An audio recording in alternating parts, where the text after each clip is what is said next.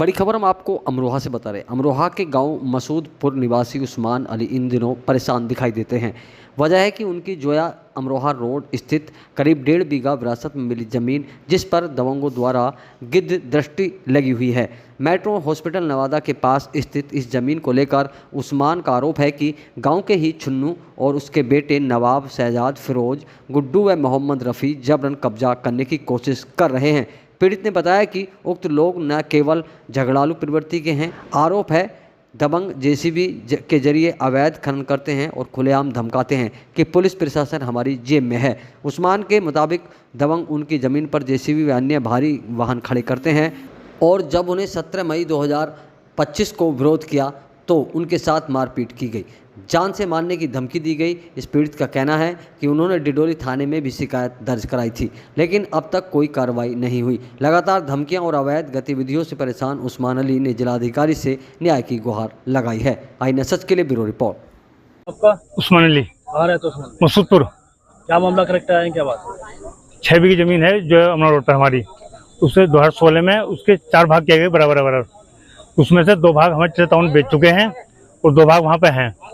उसमें एक भाग नवाब का है, नवाब ने अपनी उसमें 2 मकान और जी धर्मकांटा लगा हुआ है। मेरी ज़मीन खाली पड़ी थी, अब नवाब मेरी ज़मीन पर कब्जा करना चाहता है और ये खनन का काम करता है। अब क्या चाहते हैं आप? मैं डीएम साहब के यहाँ प्रार्थना पत्र देने के लिए आया हूँ, अपनी ज़मीन को कब्जा मुक्त कराने के लिए। और एक बात कहता है पुलिस। मैं चौधरी हैदर सिंह तंवर कलेक्टेड आए हैं, क्या मामला? कलेक्ट्रेट आया हूँ, इसलिए आया हूँ क्योंकि मुझे पता चला था मकसूदपुर में इनकी ज़मीन का कुछ रपड़ा है। चचा भतीजी की ज़मीन है और उसमें भतीजा चचा की ज़मीन पर कब्जा करना चाहता है। इससे पहले भी मैं 8 दिन पहले आया था, हमने प्रयास करा फैसले का कि इनका आपस में फैसला करा दिया जाए, लेकिन इनके भतीजे ने फैसले के लिए उस पर कोई ध्यान नहीं दिया। उसके बाद कल मैंने एक 50 आदमियों से मकसूदपुर गांव के उसी ज़मीन पर कल एक सभा बुलाई थी, छोटी सी पंचायत, उसमें मैंने बात करी कल भी, लेकिन कल की बात का भी कोई जवाब उधर से नहीं आया।